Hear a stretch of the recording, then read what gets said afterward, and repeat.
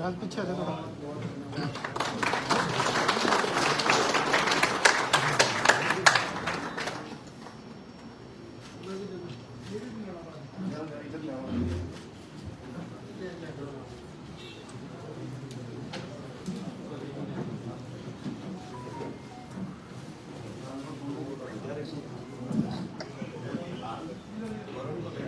इधर एक इधर से भी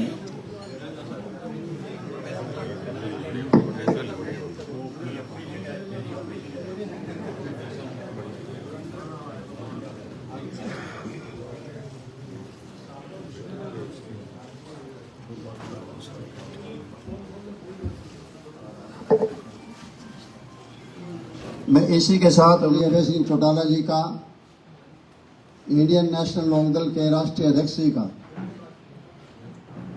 और प्रदेश के अध्यक्ष रामपाल माजरा जी का और सभी अन्य साथियों का, लोकदल के जो वरिष्ठ पदों में बैठे हैं, मैं भी इस बात के लिए उनको धन्यवाद करता हूं उनका। उन्होंने मुझे जो है काम करने के लिए एक प्लेटफॉर्म दिया ताकि जो शिक्षा मैंने चौधरी देवीलाल जी सीखी थी और चौधरी ओम प्रकाश चौटाला जी के साथ भी रहकर काफी अनुभव प्राप्त किए थे, आज मुझे ये प्लेटफॉर्म द्वारा इन्होंने बख्शा है। इसके लिए इनका मैं बहुत बहुत धन्यवाद करता हूँ। और आज का दिन जो है, गुरु पर्व जो है, सबके लिए, हरियाणा वासियों के लिए और हमारे लिए, सबके लिए जो है बहुत सौभाग्यशाली दिवस है। क्योंकि आपको सबको पता है कि यही कहते हैं हम जो पढ़ते हैं, नानक नाम जहाज है, चढ़े से उतरे पार। मेरी ये प्रयास रहेगा कि मैं इस प्लेटफॉर्म पर चढ़ा हूं तो हमारे महान गुरु का मेरे पर आशीर्वाद रहेगा, पार्टी पर आशीर्वाद रहेगा।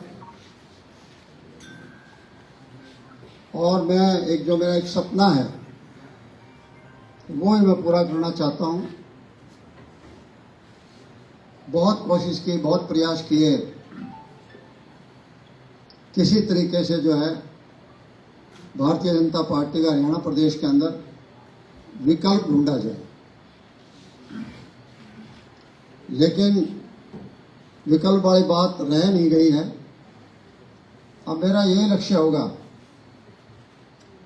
कि मेरी अपनी पार्टी, जहां चौधरी देवीलाल जी ने, ओम प्रकाश चौटाला जी ने खून और पसीना बहाकर पार्टी बनाई थी और उसमें भी हमारे जैसे लोगों का भी कुछ अंशदान था,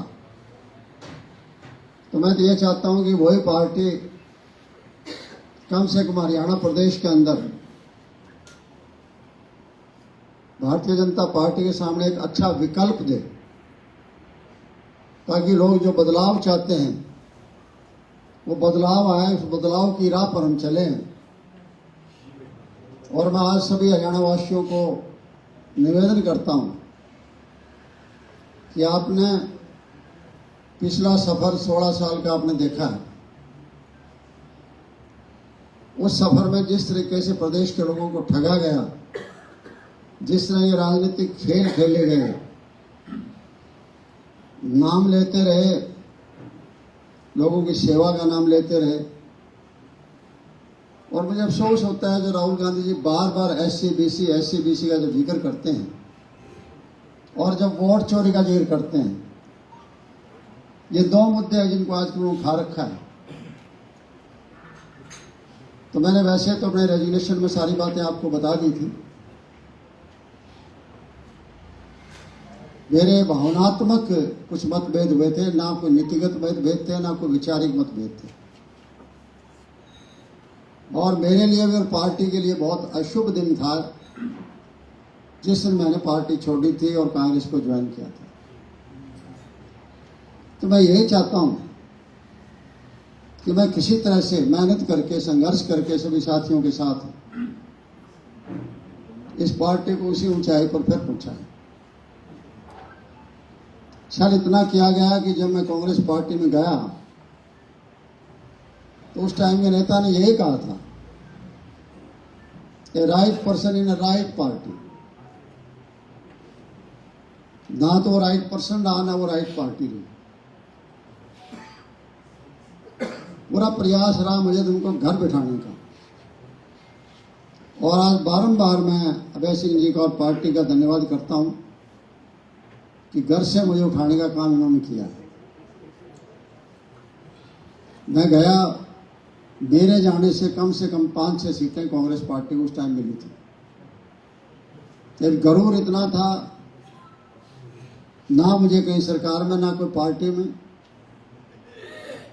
कहीं कोई जगह नहीं दी गई। धोखे पर धोखा होता रहा। और जब ये 2016 का चुनाव आया राज्यसभा का, बड़ी हैरानी की बात है, अपना इतिहास देखते नहीं है। वोट चोरी, वोट चोरी, कितने वोट चोरी हुए थे? 14 और 1 15। आपको पता है उस टाइम आर के आनंद जी चुनाव लड़ रहे थे। श्रीमती सोनिया गांधी जी ने उनको ब्लेसिंग दी थी, उनको आशीर्वाद दिया था, और इधर से लोकदल का समर्थन 22 और 15 37 एमएलए थे। आज वो राष्ट्रीय पार्टी है जिससे एक आदमी तटस्थ रहने का अधिकार लेकर आता है कि मैं तो तटस्थ रहूंगा, मुझे इजाजत दी जाए। अरे भाई, वोटर भी तटस्थ नहीं रह सकता। एक एमएलए, वो कितने वोटर हैं, कितने वोट चोरी हो रहे हैं, और बाद में अपने एक आजाद एमएलए का उठा के फायदा, क्योंकि पार्टी में जिक्र करते हैं, शायद पार्टी के लोग ना मानते, उसकी ड्यूटी लगाएगी पेन बदलने की, शाही बदलने की, और बाद के वोट सबको लेके साथ गए एकदम, और वो 14 के 14 वोट कैंसिल हो गया, एक अपना खुद का हो गया। तो वोट चोरी कौन कर रहा था? कहां गई थी कांग्रेस हाईकमांड? इसी तरीके से बाद में किया। मतलब बीसी ओबीसी का नाम लेते हैं। जब 2019 में 10 सीटें लोकसभा की हार गई थी कांग्रेस पार्टी, चलो हार जीत चलती रहती है, लेकिन उनके दिमाग में सिर्फ यही रहा कि हम रोहतक आ रहे हैं। और उसके बाद राज्यसभा का चुनाव आया 2020 में, अगले साल आ गया। ये वक्त होता है पार्टी के लीडर को एडजस्ट करने का होता है। आपके पास एससी की लीडर की कमी नहीं थी, आपके पास बीसी की लीडर की कमी नहीं थी, तो आपने क्या किया? आप तो रीजनल पार्टी भी नहीं रहे। किसको चुनाव लड़ाया राज्यसभा? किसको भेजा राज्यसभा? अपने बेटे को भेजा। इससे पहले आपने देख लिया। मैं एक रीजनल पार्टी को उदाहरण देता हूं और एक नेशनल पार्टी को उदाहरण देता हूं। चौधरी ओम प्रकाश चौटाला जी दड़बा से एमएलए बने थे जब सीएम थे, विद्या देवी जी का इस्तीफा दिलाया था। हालांकि उनकी राजनीति में कोई रुचि नहीं थी। चौधरी जगदीश जी बेनीवाल जी, उनका मर्डर हो गया था, उनकी जगह उनको लड़ना पड़ा, अच्छे वोटों से कुछ जीतती थी। उसके बावजूद जो है ना, चौटाला साहब ने उनको राज्यसभा में भेजा। उनकी कोई दिलचस्पी नहीं थी। अपने बेटे को भेज सकते थे, अपने भाई को भेज सकते थे। और इधर देखो आप, जब आप एमएलए नहीं थे, आप एमपी थे, आपको सीएम बना दिया, तो आपने इस्तीफा किसका मांग लिया था? श्री कृष्ण हुड्डा का। सीट कौन निकाली हुई थी लोकसभा की? लड़ाया किसने? आप सीधा हवाई अड्डे से अपने बेटे को लिया है और लोकसभा चुनाव लड़ा के। श्री कृष्ण हुड्डा जी बेचारे आखिरी दम तक मरते मरते जाना, उनको जिस तरह उनको दिया गया, कष्ट दिया गया, वो लोग कैसे माफ करें? ये ऐसी व्यूह रचना लग रहे थे सारी सारी। और इस बार चुनाव के अंदर तो वही फिर एससी बीसी की बात। 2 हेलीकॉप्टर घर से प्रचार चलते थे। पहले तो टिकट चोरियां की गई, जीतने वाले कैंडिडेट थे उनकी टिकटें काट दी गई, और जिनके पास बाहुबल था और धन बल था उनको टिकटें दी गई। और घर से 2 हेलीकॉप्टर चलते थे, जिसे दूसरी जाति को नहीं जाने देते थे। उनके खिलाफ तो किसी ने एक कोई बात कह दी, एससी के बारे में जो शैलजा जी के बारे में कही गई थी वो कुछ छोटी बात नहीं थी। आप इस प्रचार को रोकते, आप कहते हैं हम केस दर्ज करवाएंगे, वो हमारी सम्मानित नेता है, वो करने की बजाय आपने उसको वायरल किया जाए ताकि उसका अपमान किया जाए। एक तरफ आप ये करो, दूसरी तरफ आप वो कर रहे हो। बीसी के थे रामदास घोड़ेला जी थे बरवाड़ा से, क्या व्यवहार किया गया, भोगे एमपी के सगे भाई ने ऑडियो में जारी किया, ऑडियो को फैलाया कि कुमार की सीट बन जाएगी बरवाड़ा हमेशा के लिए अगर रामदास घोड़ेला जी जाता है। इसका मतलब आप एससी बीसी को नाम लेते रहोगे, एससी बीसी को काटते रहोगे। मैंने राजनीति से देवराज जी सीखी थी, हाँ वो जोड़ते थे। हम केवल मात्र 9 एमएलए रह गए थे 82 के चुनाव के बाद, 31 एमएलए आए थे लोग दल के, 11 चले गए थे कांग्रेस में जब चौधरी भजनलाल जी को मुख्यमंत्री बना दिया था। ये महेंद्र प्रताप जी भी लोग दल जीते थे जो कांग्रेस के नेता हैं, और मेरी तो क्यों ऊपर की हड़बड़ी थी, मेरी टिकट काट दी गई थी। लेकिन चौधरी साहब ने कहा अगर तू लड़ना चाहता है लड़ मोदी, मैं आपका नाम लेकर जीत बन गया। 20 रह गए, 20 में फिर डिवीजन आ गया, तो चरण सिंह जी अलग हो गए, चौधरी देवलाल जी अलग हो गए। उनके पास 8 एमएलए थे, 9वां फिर मैं ज्वाइन किया, मेरी वो राजनीति करनी है। आज आपको रिकॉर्ड में कहीं नहीं मिलेगा एक आजाद एमएलए हो और सरकार को जरूरत हो वो सरकारी पार्टी में ना जाए। ये मुझे उस आदमी के नाम का नशा था। लोग कहते हैं संपत सिंह उंगली पकड़ी राजनीति सीखे, नहीं, मेरी राजनीति में कोई रुचि नहीं थी, मेरा तो हाथ पकड़ के सिखाई है मुझे राजनीति। मैंने उन्हें नहीं पकड़ी, उन्होंने हाथ पकड़ा मेरा। और जब चुनाव आया अपनी पार्लियामेंट सीट सोनीपत जीतने के बाद खाली हो गई थी भरपूर, इलेक्शन था, रणजीत सिंह जी उस टाइम इंटरेस्टेड थे, उनको भी दे सकते थे, परिवार में उनको दे सकते थे। मुझे कहा नहीं तुझे लड़ना पड़ेगा। मैंने कहा मुझे पता ही नहीं है चुनाव कैसे लड़ा जाता है। बोला तो मोटरसाइकिल ले ले, घर घर जा, आपकी बात पड़ जाएगी। इस तरह से राजनीति मुझे उन्होंने राजनीति में लेके आए, वो मुझे, मैंने उंगली नहीं पकड़ी थी, मेरी इच्छा ही नहीं थी राजनीति में। और मुझे सौभाग्य है कि मौका आने के बाद जो है, जब भी किसी पद पर यूं अंदाजा होता है उनको भाई ये पद तो ठीक नहीं चल रहा, संपत्ति ले लिया, मैं छोड़ता था, वो देते थे मुझे। दूसरे आपके मिनिस्टर नाराज हो जाएंगे कि एक आदमी में सारी पावर दे रखी, इतना विश्वास। और चौटाला जी के टाइम में तो आपको याद होगा कि हमारी वेट की मीटिंग हुआ करती थी सेंट्रल मिनिस्टर के साथ। मुझे बार बार पूछते संपत आज क्या हुआ, संपत आज क्या हुआ। लास्ट जब आ गई मैंने कहा तैयार हो गया, फिर सब कुछ हो गया, लेकिन कोई स्टेट लागू नहीं कर रहा। उनका फायदा रहेगा, मांझी फायदा रहेगा, हम करेंगे लागू। कोई जिगरा दिखाता है, उन्होंने जिगरा दिखाया, विधानसभा में पास करवाया। 2003 में पहला वैट एक्ट जो बना था वो हरियाणा प्रदेश में बना। उनकी सोच तो बहुत बड़ी थी, हालांकि उस टाइम मजाक उड़ाया गया, उसको आलोचना की गई। क्या थी? कैसिनो एक्ट थी।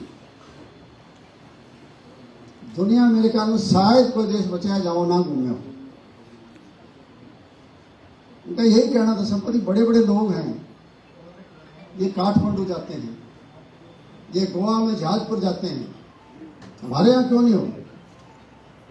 तो उन्होंने कैसिनो एक्ट भी पास करवाया, और वो कैसिनो आना था 5 स्टार होटलों में।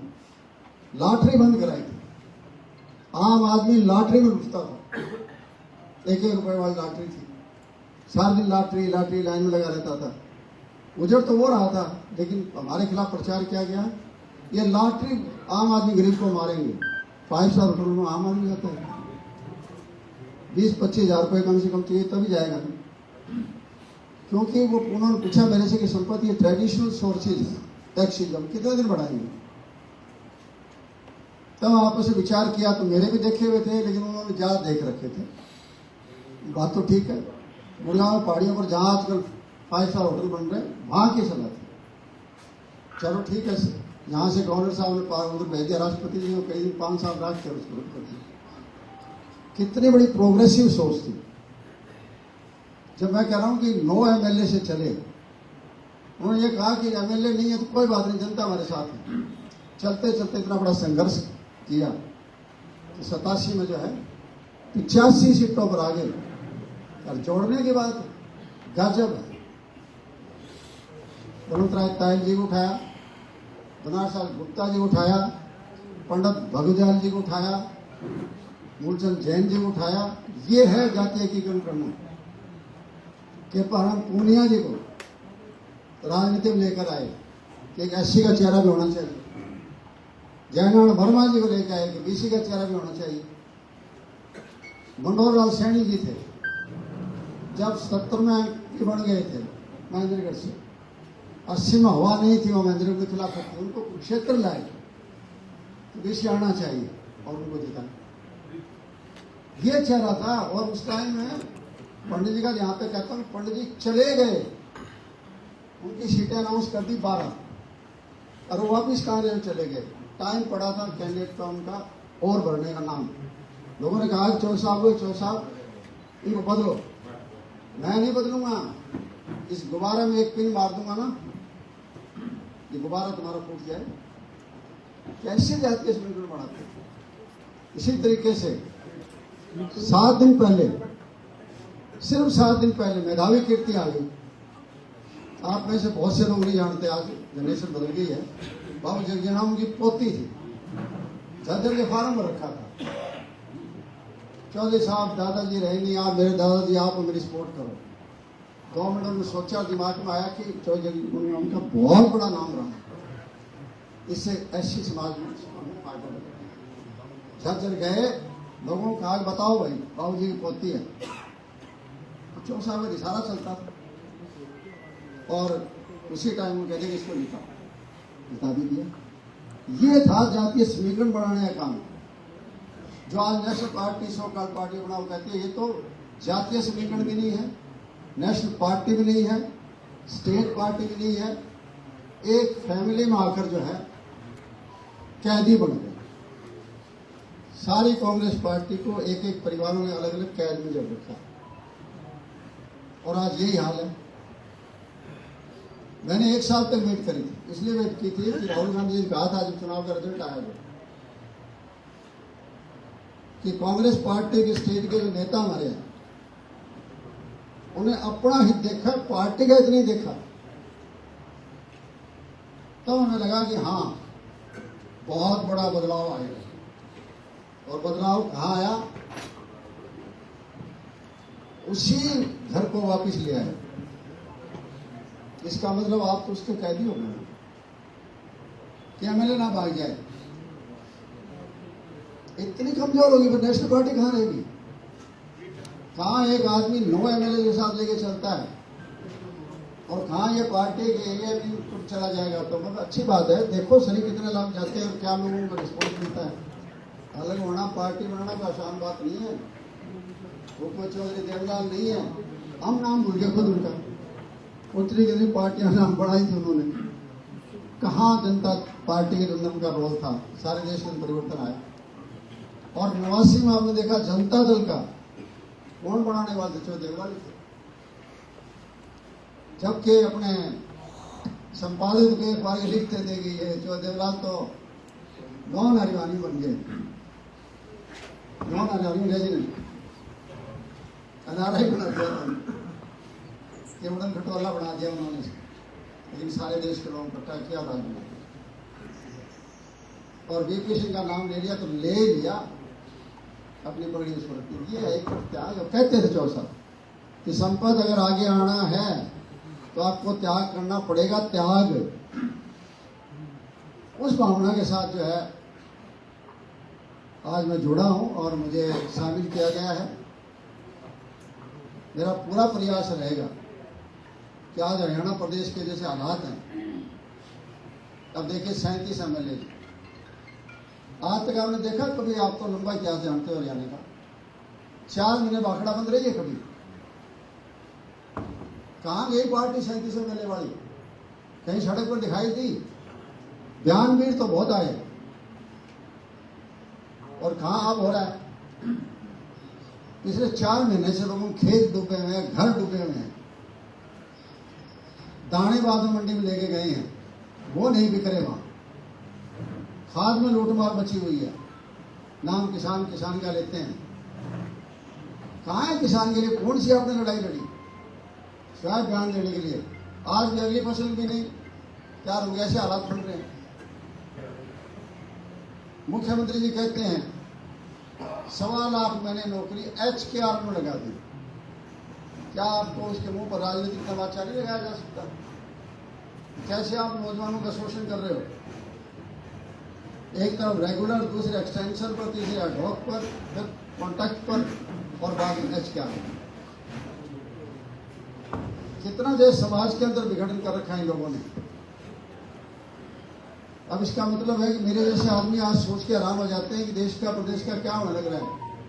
सारे प्रदेश को जातियों में बांट दिया, सारे प्रदेश को धर्मों में बांट दिया, एरिया में बांट दिया। और ऐसे हालात में अगर विपक्ष में इतनी ना हिम्मत रहे जो अपने आप को विपक्ष कहते हैं, तो फिर तो यही ठीक है। आज चौधरी अभय सिंह जी की पार्टी में 2 MLA हैं। वही बात है कि मैं फूलों की सेज पर नहीं जा रहा हूं। जिस शख्सियत से मैंने राजनीति सीखी है,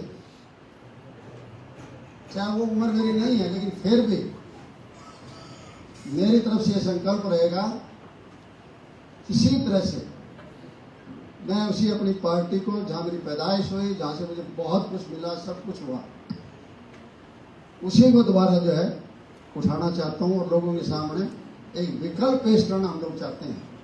विकल्प आपके सामने यही विकल्प है, इंडियन नेशनल लोकदल विकल्प, ये मेरी इच्छा है। और उसके लिए पूरा आप सबसे उम्मीद करता हूं।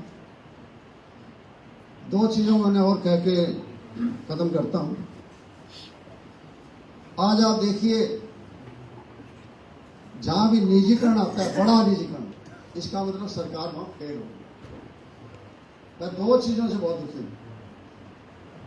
मैंने यहाँ आकर जो है प्लेटफॉर्म चाहे दूसरा था, मैंने मुद्दा उठाया था यूनिवर्सिटीज का। लोन दे रहे हैं, ग्रांट बंद कर दी यूनिवर्सिटीज को। 22 यूनिवर्सिटी खोल दी स्टेट में। क्या फायदा है 22 यूनिवर्सिटी का? कॉलेज आपने सारे बंद हो रहे हैं। क्यों? यूनिवर्सिटी में जो कोर्स है वही कॉलेज में कोर्स है। ये BA, MA, BSc ये कॉलेज में थी, कॉलेजों में सीटें आधी हो रही है। कोई पढ़ाने वाला आदमी नहीं है। लोग फिर धक्के खा रहे हैं अकेडमी में, कोचिंग सेंटर में। शिक्षा का बेड़ा गर्क कर दिया, शिक्षा का इतना निजीकरण कर दिया कि हमें दुख होता है कि इसका गरीब का बच्चा पढ़ी नहीं सकता। और ये हल्का किया है, पहले तमाशा किया, अटल योजना, आयुष्मान योजना।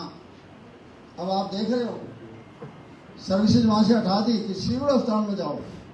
मैं एक सिविल अस्पताल का हिसार का आपको एग्जाम्पल दे दूँ। 3 साल से CSR मशीन खराब पड़ी है, ऑपरेशन आप नहीं कर सकते। छोटी सी मशीन है। मैंने पूछा ये है क्या डॉक्टर से, ऑर्थोपेडिक के डॉक्टर से, क्या मैग्नीफाइड पिक्चर आती है, उसमें C शेप की होती है, हमें पॉइंट का पता लगता है, उस तरह से हमें ऑपरेशन करना पड़ता है। गरीब आदमी तो मार दिया ना। ये कैंसर थेरेपी कितनी महंगी है। जब तक शिक्षा और चिकित्सा दोनों सरकार नहीं संभालेगी, बाकी प्रगति, बाकी तरक्की आपकी बेकार है। बाकी चीजें आपके सामने है, रोज आते रहेंगे, बातें आती रहेंगी। जिस तरह के हालात हमारे हो रहे हैं प्रदेश के, वैसे देश के होने चाहिए, लेकिन आज हरियाणा प्रदेश के सबसे बुरे हालात। हमें आंखों में आंसू आ जाते हैं, देखते हैं बाहर से किस तरह से हाथों में बेड़ियां लगी हुई, पाँव में बेड़ियां लगी हुई, और हमारे बच्चों को जगह जगह पीटा हुआ, बुरी तरह मारा हुआ कैदी की तरह से, और इंडिया लैब भेजा जा रहा है। क्यों जी? आप पहले अपने हवाई जहाज ले अपने मंत्री भेज के वापस मंगवाए थे ना। वहां इलीगल कह रहे हैं, उनको बताओ भाई कितने इलीगल, हमें बताओ, हमारी सरकार को, हम हवाई जहाज भेजेंगे, हम ले आएंगे अपने देश के अंदर। इस तरह की इतनी घटनाएं, उनका कोई जवाब देने वाला जो प्लेटफॉर्म मेन अपोजिशन ही होती है। और आज मेन अपोजिशन जो है, इनके हाथों में लगभग या बीजेपी को कब्जा मार दिया।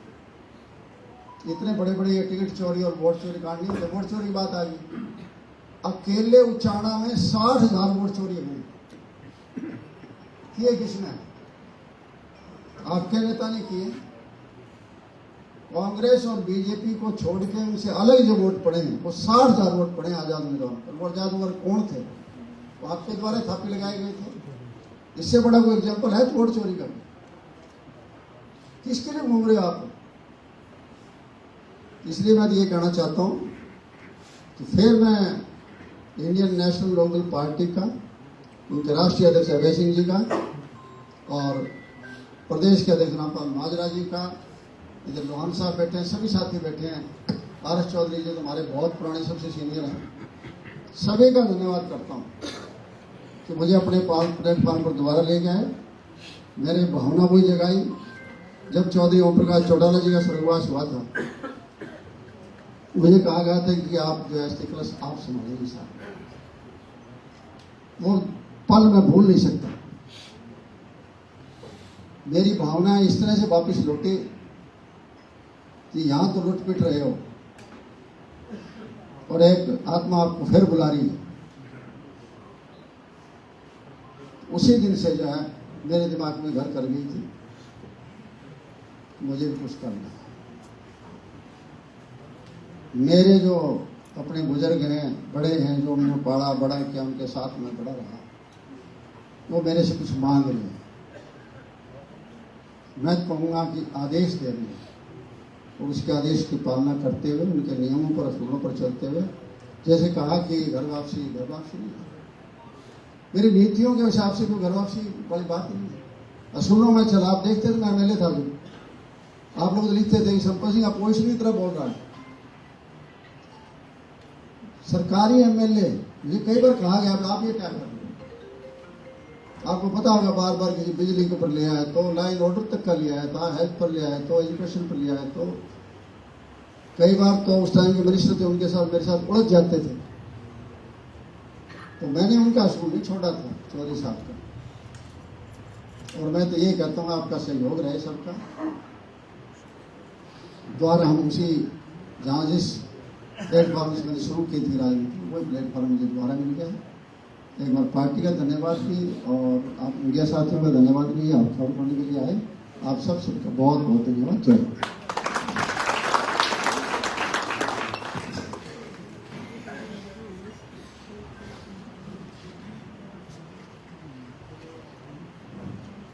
आज गुरु पूर्व है, बहुत बड़ा दिन है। आप सबको हार्दिक शुभकामनाएं और उसके साथ साथ मैं चौधरी संपत सिंह जी का स्वागत करता हूं, अभिनंदन करता हूं। जो फैसला चौधरी संपत सिंह जी ने लिया इंडियन नेशनल लोकदल पार्टी के लिए,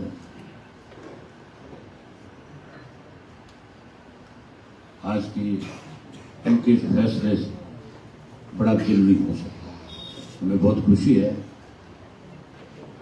कि चौधरी साहब ने एक बड़ा फैसला लेकर के फिर से चौधरी देवीलाल जी की नीतियों को और मजबूती के साथ कैसे आगे बढ़ाया जा सके, कैसे नई पीढ़ी को चौधरी देवीलाल की नीतियों के बारे में बताया जा सके, कैसे इस प्रदेश को, जो प्रदेश चौधरी देवीलाल जी ने बनाया था, उस प्रदेश को बचाया जा सके। उसके लिए जो आज इन्होंने पार्टी को आशीर्वाद दिया, जो आज फैसला लिया, हम सब लोग इनका इस बात के लिए आभार व्यक्त करते हैं, इनका स्वागत करते हैं। और उसके साथ साथ हम सब साथियों ने बैठ करके विचार करके फैसला लिया कि हमारी पार्टी में चौधरी देवीलाल जी के और चौटाला साहब के बाद अगर सबसे ज्यादा लंबा संघर्ष पार्टी में रह करके किसी ने किया तो चौधरी संपत सिंह जी ने किया और रामपाल माजरा जी ने किया। ये दोनों चौधरी साहब के, चौटाला साहब के पुराने साथी। जहां हमने माजरा साहब को प्रदेश की पार्टी की जिम्मेवारी इनके हाथ में है। हम इनके नेतृत्व में जो सब मिलकर के आज पार्टी को आगे बढ़ा रहे हैं। हमने आपस में विचार विमर्श करके एक और नया फैसला लिया है कि क्योंकि संपत सिंह जो है वो हमारे सबसे पुराने साथी हैं। मेरे से राजनीति में आने से पहले चौधरी संपत सिंह तो एमएलए और मिनिस्टर के पदों पर रहे। इन्होंने उस वक्त संगठन में भी बहुत काम किया। आज फिर क्योंकि इनको संगठन का बहुत अनुभव है, बहुत सारी चीजें हम इनसे सीख सकते हैं। कैसे पार्टी को किस प्लेटफॉर्म पर किस तरह से आगे बढ़ाया जा सके, कैसे सरकार जो किसान की,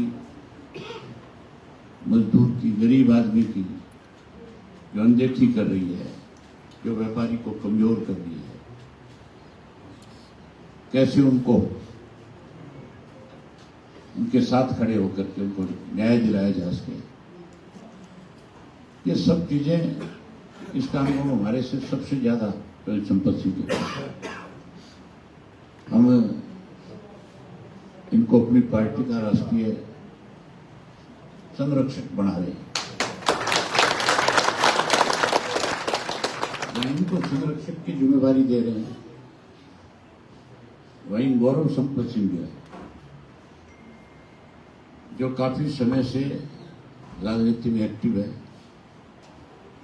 इनको भी हम हमारी पार्टी में यूथ के अंदर एक बड़ी जिम्मेवारी देंगे ताकि यूथ को भी ज्यादा से ज्यादा संख्या में जोड़ा जा सके। मैं एक बार फिर आप सबका भी धन्यवाद व्यक्त करता हूं कि आपने आज समय निकाला और संपत सिंह जी का और गौरव संपत सिंह का भी बहुत बहुत स्वागत करता हूं, अभिनंदन करता हूं, इनका धन्यवाद भी करता हूं। आपके लिए भोजन की व्यवस्था की है, भोजन तैयार है, सब साथी भोजन लेकर के जाएंगे। बाकी सारी बातें चौधरी संपत सिंह ने आपको बता दी। एक बात आपको मैं कहना चाहता हूं, पहले चाहे रामपाल माजरा जी का मामला है, चाहे चौधरी संपत सिंह जी का मामला है, ये पार्टी के प्रति बहुत समर्पित थे दोनों के दोनों। इन्होंने कभी कोई कोर कसर नहीं छोड़ी। हम तो बच्चे थे इनके सामने।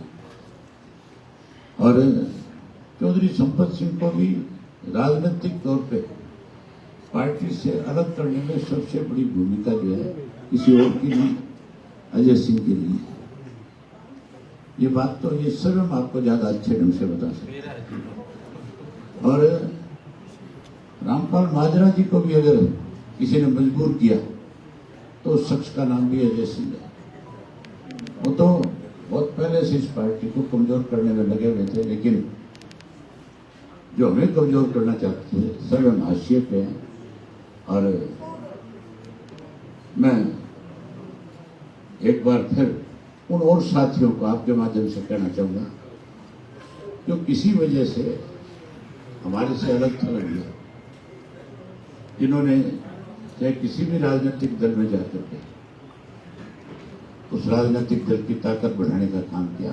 मैं आपके माध्यम से एक बार फिर कहना चाहता हूं कि वो सब साथी भी पुनः विचार करें और वो भी फिर इंडियन नेशनल लोकदल में आए, आकर के भारतीय जनता पार्टी को जो प्रदेश को दोनों हाथों से लूटने में लगी हुई इस बीजेपी के विकल्प के रूप में अपनी ताकत बढ़ाने का काम करें। मुझे भरोसा है हमारे पुराने सारे साथी अब कोई ना कोई और अच्छा फैसला लेंगे। तो संपत सिंह जी के आज पार्टी को फिर से नया प्लेटफॉर्म देने के लिए जो फैसला इन्होंने लिया है, बहुत सारे साथी आने वाले समय में और भी ऐसे साथी हैं जो पुराने हमारी पार्टी के साथ रहे हैं, जो किसी वजह से या घर बैठ गए या किसी और पार्टी में चले गए, वो भी पुनर्विचार करेंगे। जल्दी और बहुत सारे साथियों को हम आपके सामने लेकर के आएंगे। आप आए, आपका बहुत धन्यवाद। सर राहुल गांधी ने प्रेस वार्ता की, उन्होंने सीएम पे सवाल उठाया है। सर राहुल गांधी ने सीएम का एक वीडियो दिखाया और कहा कि वो 2 दिन बाद ये कहते हैं कि हमारी व्यवस्था। मैंने ये बात टेलीविजन पे देखी और सुनी भी। उन्होंने 35 लाख वोट चोरी की बात की। 25 लाख। चौधरी संपत सिंह ने आपको बताया था कि चोरी करनी किसने सिखाई। सबसे पहले 14 एमएलए के वोट चोरी हुए यहाँ पे। राहुल गांधी जी से पूछो कि वो 14 वोट जो चोरी हुए वो किसने किए थे। भाजपा और कांग्रेस मिलकर के इस खेल को आगे बढ़ा रही है। इस गेम की शुरुआत पहले कांग्रेस करती थी और अब कांग्रेस की बजाय बीजेपी भी इस काम को आगे बढ़ाने में लगी हुई है। वो तो हिमाचल में जब सत्ता में आए तो राहुल गांधी ने हिमाचल का उदाहरण क्यों नहीं दिया कि वहां क्या हुआ था। राहुल गांधी ने कर्नाटका का उदाहरण क्यों नहीं दिया। राहुल गांधी अगर वोट चोरी की बात करते हैं तो फिर तेलंगाना का जिक्र क्यों नहीं किया। वहां चोरी नहीं हो सकती। ये मैं कोई बीजेपी के पक्ष की बात नहीं कर रहा। ये एक नागनाथ है, एक सांपनाथ है। ये चोर मौसेरे भाई हैं दोनों पार्टी।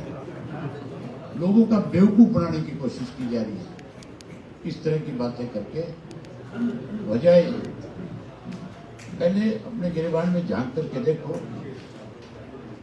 कि तुम खुद कहां खड़े हो और तुमने खुद ने अपने शासन काल के दौरान किस तरह के काम किए। कांग्रेस सत्ता से बाहर हुई, भाजपा सत्ता में इसलिए नहीं आई थी कि भाजपा कोई अच्छी पार्टी थी। भाजपा केंद्र में सत्ता में इसलिए आई थी कि कांग्रेस पार्टी के मनमोहन सिंह जी के राज में इतने बड़े आरोप लगे थे भ्रष्टाचार के कि हर भारतीय नागरिक जो है शर्मिंदा था इस बात को लेकर के। हम भी विदेश में कहीं जाते थे, कोई पूछता था कि आप कहां से। हमें ये कहते हुए शर्म महसूस होती थी कि हम भारतीय हैं, क्योंकि भारतीय कहते हैं, अगला सामने से कहता अच्छा आप उस कंट्री से आए हो जिस कंट्री में तो आजकल स्वयं भ्रष्टाचार को कोई दूसरा काम ही नहीं। कितने बड़े बड़े इरिगेशन लगे थे, कितने बड़े बड़े स्कैम हुए थे, इसलिए कांग्रेस सत्ता से बाहर हुई। और भाजपा को इस उम्मीद के साथ लोगों ने वोट दिए थे कि उस वक्त मोदी जी बहुत बड़ी बात कहा करते थे कि मैं इन सब चीजों पर रोक लगाऊंगा, मैं देश को इस तरह से आगे लेकर जाऊंगा। आज भी बीजेपी अगर सत्ता में है तो उसकी देन कांग्रेस पार्टी है, कोई और नहीं है। अगर इसको नीतीश कुमार को एनडीए का पार्टनर बनाते हैं, अगर कांग्रेस के लोग उस वक्त हमारे से बात करते हैं जिन्होंने इसकी शुरुआत करी थी बनाने की, अगर उस वक्त के अंदर आपके बीजू पटनायक के बेटे नवीन पटनायक से बात करते हैं तो भारतीय जनता पार्टी आज सत्ता में नहीं होती। इसकी जिम्मेवारी भी कांग्रेस पार्टी है, कोई दूसरा नहीं। जिस तरीके की जातिगत टिप्पणी की गई है सेना को लेकर, राहुल गांधी कहते हैं कि 10% जो आर्मी का कंट्रोल है वो एक जाति विशेष के पास है, 90% जो अन्य जातियां वर्ग हैं उनको। आर्मी के ऊपर अगर कोई इस तरह की टिप्पणी करता है तो वो इस मान के चलो देश को तोड़ने में लगा हुआ, हमारा मनोबल गिरा रखा, हमारी आर्मी का, हमारी फौज का। फौज के अंदर कोई रिजर्वेशन नहीं होनी चाहिए, किसी के ऊपर कोई पर्सनल टिप्पणी नहीं होनी चाहिए। ये दुर्भाग्यपूर्ण बात है। अगर कोई इतना बड़ा नेता इस तरह की बात करता है तो ये सारे देश को इस बारे में सोचना चाहिए।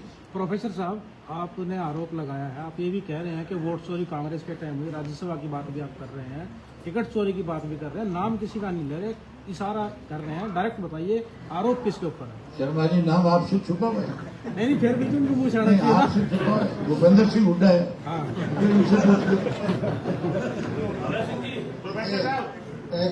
फिर आपने और फिर याद करा दिया, एक और वोट चोरी हो गई थी जी 2022 में, फिर हुई थी, याद है तो आपको। रणदीप सुरजेवाला जी को पहले यहाँ भेज रहे थे राज्यसभा के लिए, 31 MLA थे कांग्रेस के पास। तो कांग्रेस हाईकमांड को एक डर था कि शायद इनको वोट ना दे, वो राजस्थान भेज दिया हुड्डा साहब ने। और फिर जो है ना, यहाँ जो खड़े किए गए कैंडिडेट अजय माकन जी, कितने सीनियर पार्टी नेता थे कांग्रेस पार्टी के, आज ट्रेजरर भी हैं, उनको फिर हरा दिया। तो बार बार जो आदमी वोट चोरी कर रहा है, MLA चोरी कर रहा है, आपका टिकट चोरी कर रहा है, और फिर कोई कहते हैं तो शोभा नहीं है। प्रोफेसर साहब, एक विषय है जो लोगों को पता नहीं है कि प्रोफेसर बच्चन साहब की बाजू कोटी चोरी देवीलाल राजनीति में आपकी कोई इच्छा नहीं थी, आपको क्यों नहीं रखा? बिल्कुल चोरी देवीलाल चौधरी और प्रकाश चौधरी ने आपको उन पदों पर रखा है, जैसे अभी सिंह जी ने कहा कि ये तो बच्चे थे जब आप पदों पर। ऐसा कौन सा कारण बना था जिस पार्टी का पैदा हुए, जिस पार्टी में आपको पैदा किया, वो क्यों छोड़नी पड़ी आपको? देखिए मैं आज आपको पश्चाताप हो रहा है कि मैंने पार्टी छोटी क्यों? ऐसा आपको याद होगा, मैंने प्रेस कॉन्फ्रेंस की और प्रेस कॉन्फ्रेंस करते टाइम मेरी आंखों में आपने देखा हो, क्या देखा? आंसू थे ना, इमोशनल, जैसे आज भी इमोशनल इमोशन के आधार पर मैं कहता हूँ इमोशनल डिफरेंस ही ना कोई होते। बाकी अब जब मैं पार्टी में शामिल हो चुका हूँ तो राष्ट्रीय अध्यक्ष ने कह दिया, तो कारण जब मैं नहीं मेरे मुझे कहना चाहता हूँ, उन्होंने बता ही दिया।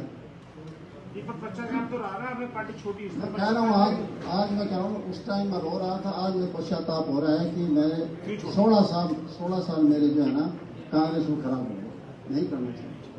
संपत सिंह जी, आपसे सवाल है कि इतना टाइम क्यों लगा आपको वापसी में, कांग्रेस को समझने में, बीजेपी को समझने में, इतना लंबा समय? आप जैसे समझदार 7 साल में। मैं इतना समझदार नहीं था, डिप्लोमेट नहीं था, समझदार जरूर था, लेकिन ये आजकल क्या राजनीति में डिप्लोमेसी बहुत ज्यादा आ गई है।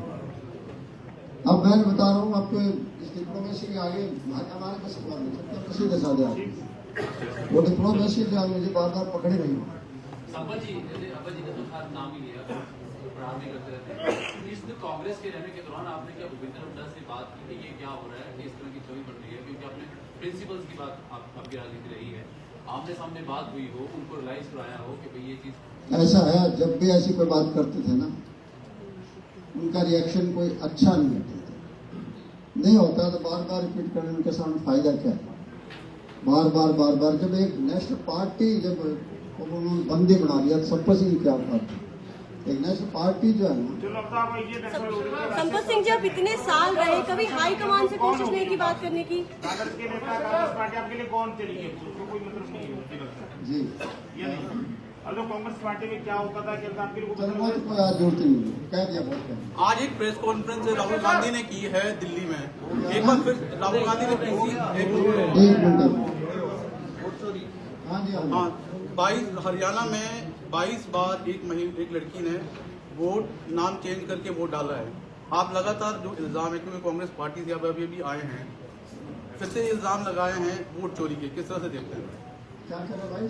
वोट चोरी का इल्जाम लगाया है, एक ही महीना में 22 बार वोट डाला है।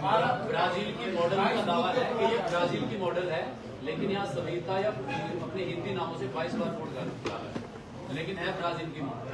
हरियाणा में तो आपने 22 वोट की बात कैसे हालात आप तो 22 वोट डालने की बात कर रहे हो। हमने ऐसे हरियाणा प्रदेश में, यूपी में और बिहार में वोट किस तरह से डाले हैं, हमने अपनी आंखों से देखा है। एक आदमी मशीन पे खड़ा होकर के थप्पे मार के सारे गांव के वोट डाल देता था। तब कहाँ गई थी कांग्रेस के लोग? कहाँ मर गए थे जब इनकी सरकारें होती थी, जब ये ठप्पे लगते थे? पूछो तो सही उनसे। राहुल गांधी ने बोल दिया, राहुल गांधी ने एक वो लगा लिया वहां जाकर के और उंगलियां मार मार के दिखा दिया, यहाँ चोरी यहाँ चोरी।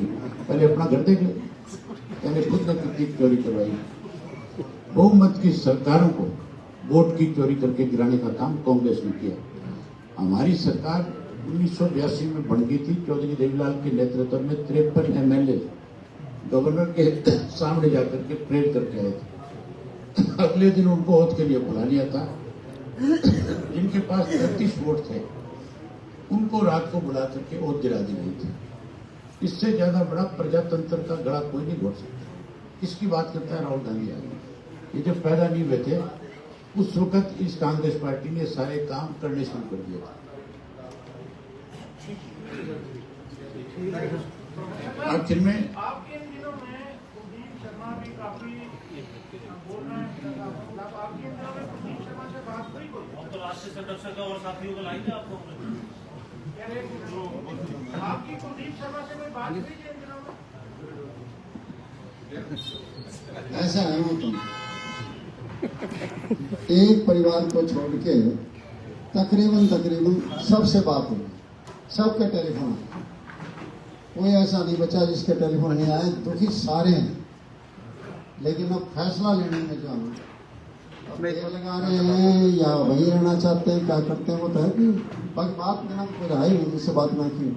प्रदेश अध्यक्ष कह रहे थे सर कि आपसे बात करने का प्रयास करेंगे राजनीतिक सिंह। हाँ, उनकी बात की हुई, टेलीफोन आया था मेरे पास उनसे, और मैंने उनको यही कहा था, उन्होंने कहा था कि अगर कोई 1% गुंजाइश हो तो मैं बड़े नेताओं से बात करके देखूं। तो मैंने उनको एक जवाब दिया था कि AICC के जनरल सेक्रेटरी दीनू गोपाल जो ऑर्गेनाइजेशन के हैं, उन्होंने मेरे से बात करके जब पार्टी में शामिल कराया था, बाद में बेटे गौरव ने अपने ट्विटर हैंडल पर डाला भी उसको कि किस तरीके का फोटो भी डाली है। मैंने कहा इतने बड़े आदमी की हाजिरी में बात हो गई, अब किससे बात कराओगे आप? मुझे आपसे कोई नाराजगी नहीं। कहने लगे जी मेरा अध्यक्ष बनना हुआ था, आप छोड़ गए पार्टी। मैंने कहा अकेले आपका नहीं हुआ था, जिस घर में वापिस आगे कांग्रेस कैद हो गई, मेरा तो उससे है, आपसे कोई लेना देना। ये बात हुई थी। संपत सिंह जी, अब बड़ा अहदा आपको मिल गया है, जो बाकी नाराज है उनको भी लाने की कोशिश करेंगे। देखो, मेरा प्रयास तो ये रहेगा कि अकेले नेता नहीं है, वोटर भी बहुत है, अकेले MLA XMLA नहीं है, बहुत लोग हैं। प्रयास यही रहेगा, मैंने आपको कह दिया ना, इसमें सारी बात आ गई कि हम यही चाहते हैं कि हरियाणा प्रदेश में इंडियन नेशनल लोकदल BJP का विकल्प बन जाए। जो लोग चाहते हैं, उनको बदलना चाहते हैं, उनको विकल्प नहीं है उनके पास। बिल्कुल बिल्कुल जी, बिल्कुल इन्होंने खुला ऑफर दे दिया। और भाई संरक्षक के नाते मेरे भी जो है ना, सबसे यही है, आएंगे लोग, आएंगे अपने आप भी आएंगे लोग, वो भी चाहते हैं निकल पाए। अजीत ANI के ऊपर माइक पड़े हुए साहब के आगे, वो उठा लियो।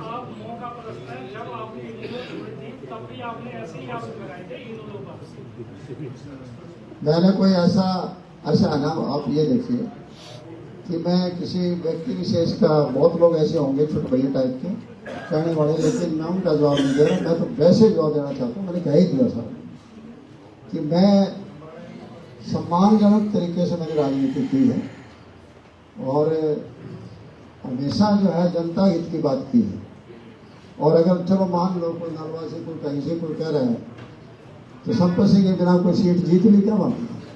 मेरी टिकट काटी गई, मैंने जिक्र नहीं किया, लेकिन वो दोनों बार BJP हुई वो सीटें। कौन सा भला हो गया कांग्रेस का? अपने पाँव पर कुल्हाड़ी मारी है, मारते रहे, मेरे क्या, और हमारी अच्छी बात है।